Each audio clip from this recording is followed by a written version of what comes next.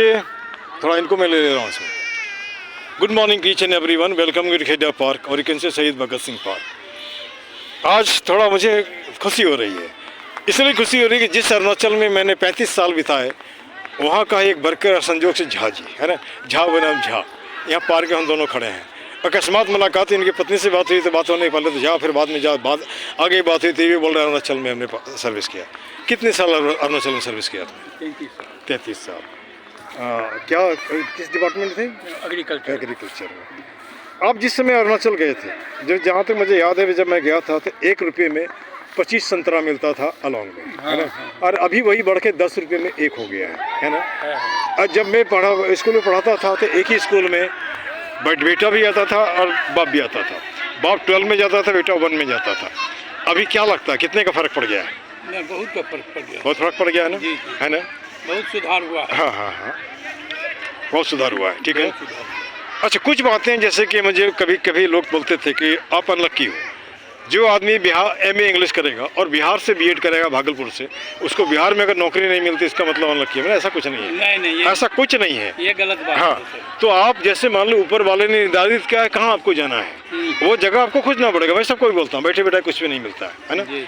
अच्छा, agriculture department में job गए थे तो शुरू में जो उनका मोड ऑफ एग्रीकल्चर था, जैसे जूम कल्टीवेशन या फिर और दूसरा तीसरा जो था, और अभी भी कितने में फ़र्क पड़ा है? बहुत फर्क पड़ा है। हाँ, पड़ा है ना, बहुत फर्क पड़ा है। पहले तो अनपढ़ था, जहाँ मर्जी जो कर देते थे। डेवलपमेंट बहुत हुआ है, ठीक।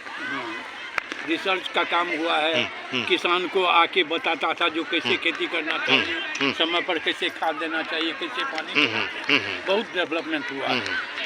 अच्छा, थोड़ा परिचय बता दीजिए, अपना परिचय। हाँ, आपका परिचय थोड़ा बता दीजिए इसमें। मैं नागेश्वर झा, हाँ, बिहार सहरसा से बिलोंग करते हैं। हाँ, और सर्विस किए हैं अरुणाचल में, पासीघाट में, एग्रीकल्चर डिपार्टमेंट। खाली पासीघाट में ही रह गए सब दिन? जी, सब। अरे यार, पासीघाट में लोग तरसते हैं जाने के लिए। और एक बार हमारी भी ट्रांसफ़र हुई थी पासीघाट हायर सेकेंडरी स्कूल में, लेकिन अगला आदमी जो था वो उसने हमारा अपना ऑर्डर सब लेके चला गया। 6 महीने तक ऐसे पेंडिंग रहा तो मैं जा नहीं सका, है ना। तो खैर कोई बात नहीं, जहाँ पे आपको जाना होता है वहाँ पे जाते हैं। तो मैं 4 स्कूल में काम किया। एक तो जैसे कि मान लीजिए पहला पोस्टिंग हमारा था अलॉन्ग में, आलो, है ना, उसके बगल में आप कम्बांग जानते होंगे। दूसरा पोस्टिंग हमारा था वहाँ के बाद दापुरजो जहाँ लोग जाना नहीं चाहते, 1.5 साल वहाँ में 15 साल रहा, 15 साल, है ना।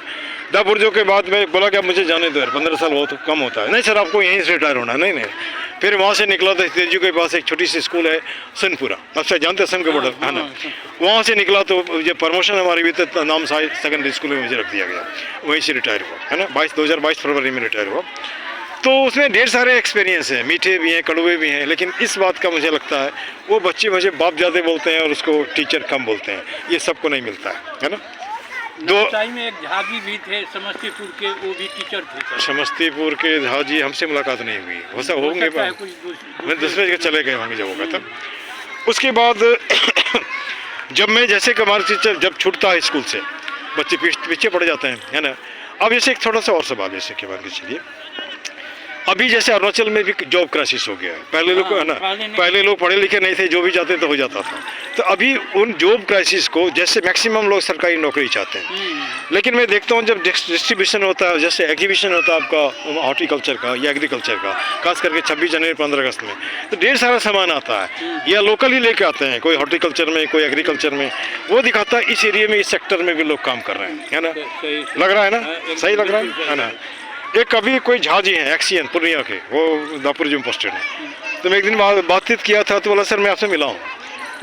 तो वो जब ऐसे अभी इस एज में वहाँ पे रह रहे हैं, रहने का मतलब है कहीं भी आप रहते हैं, चाहे अरुणाचल में रहो जहाँ भी रहो, धीरे धीरे लगाव हो जाता है और वहीं का होके रह जाते हैं।